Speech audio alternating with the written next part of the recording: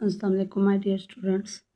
Today we have again a worksheet number 1, prime numbers, class 6. Now, my dear students, Chen has 160 centimeter cubes. He arranged all the cubes into cuboid. Each side of cuboid has length greater than 1 centimeter. Find the dimension of 2 cuboids that he can make. अब हमारे पास चैन के पास cubes थे और उसने arrange किए cubes को cuboid में। अब उसकी जो डायमेंशन है वो अपने 2 की फाइंड करनी है और उन्होंने कहा उसकी लेंथ जो है ग्रेटर देन है 1। Now we have cuboid will be equal to length multiply by breadth multiply by height. It's mean आपने 160 को ऐसे अरेंज करना है कि 3 नंबर्स बने, like 2 8s are 60, 2 40s are, 2 20s are, 2 10s are, 2 5s are and 5 1s are 5। अब आपने ऐसे करना है कि चाहे वो लेंथ ब्रेड्थ और हाइट इनसे और वो आपने 160 ही बनाना है।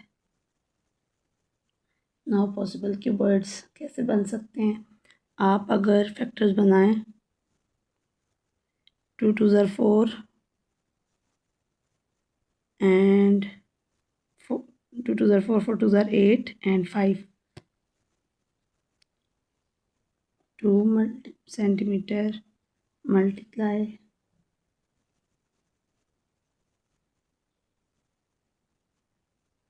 2 2s are 4 4 2s are 8 8 2s are 16 centimeter multiply 5 centimeter, तो आपके पास क्या बनेगा 160।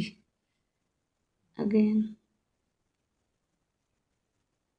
If we are moving toward, हमने फैक्टर्स कैसे बनाए, ये एक ले लिया, then 2 2s are 4 4 2s are 8 8 2s are 16 and then 5 length breadth height for example, तो आपके पास 160 बन गया। देन हम और क्या पॉसिबल क्यूबॉइड और किस तरह बन सकते हैं, आप किसी भी फॉर्म में ले सकते हैं, बहुत सारे बनते हैं बट उन्होंने कहा आपने 2 फाइंड करने हैं। 4 centimetre multiply 5 centimetre multiply 8 centimetre, तो भी 160 बनेगा। अगर आप करते हैं 2 multiply by 8 multiply by 10, 2 8 16 multiply by 10 तो 160, तो भी क्यूबॉइड बनेगा। और उसके अलावा 2 multiply by 4 multiply by 20, 2 multiply by 2 2s are 4 and 2 2s are 4 4 5s are 20, तो आपके पास 2 centimetre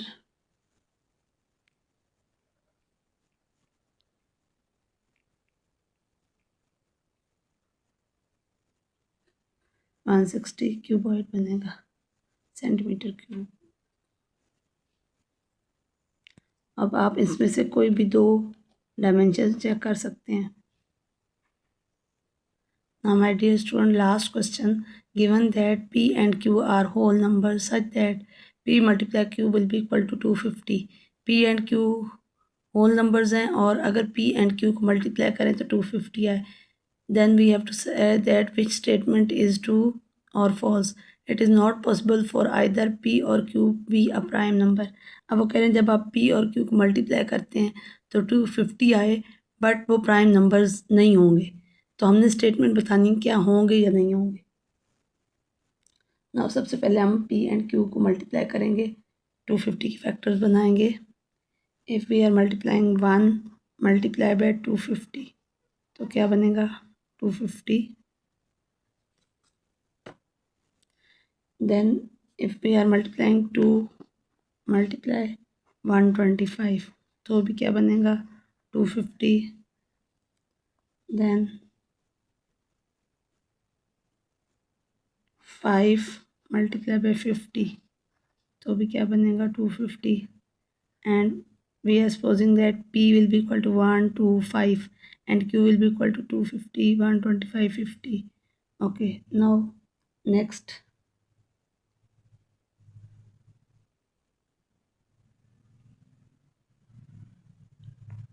10 multiplied by 25 answer would be 250।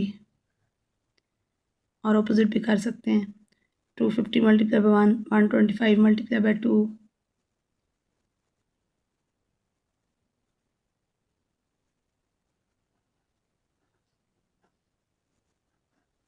तो 250 आएगा। Now we have to check the statement that it is not possible for either P और Q be a prime number. Now if we are multiplying 2 multiplied by 25, 2 multiplied by 125, अब यहाँ पे 2 क्या है, prime number है, 2 is a prime number. No statement क्या हो गई, फॉल्स, बिकॉज उन्होंने कहा P और Q को आप जब मल्टीप्लाई करोगे तो वो प्राइम नंबर नहीं होगा, बट जब हमने P2 लिया तो वो तो प्राइम नंबर है। कोई और भी ले सकते हैं, 5 मल्टीप्लाई बाय 50, तो 5 भी एक प्राइम नंबर है।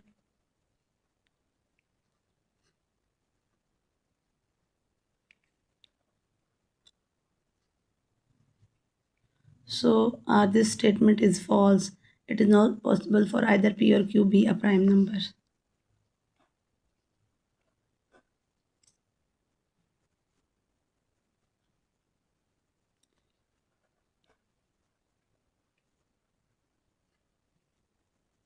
Statement is not true.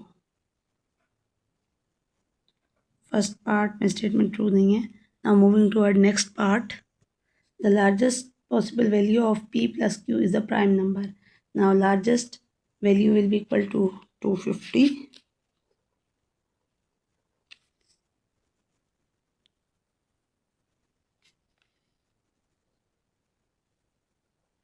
250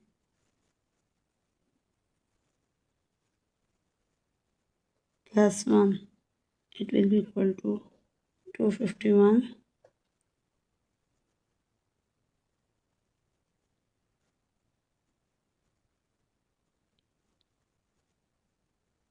So 251 is a prime number.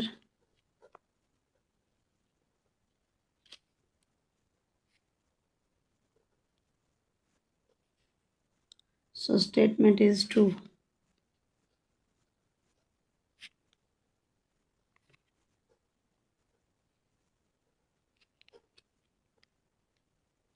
Because उन्होंने क्या कहा कि अगर हम लार्जेस्ट वैल्यू P और Q को प्लस करें तो प्राइम नंबर आएगा। लार्जेस्ट वैल्यू हमने P की ले ली 250, अगर उसमें +1 करते हैं तो Q प्लस करते हैं तो 251 आए और वो प्राइम नंबर है।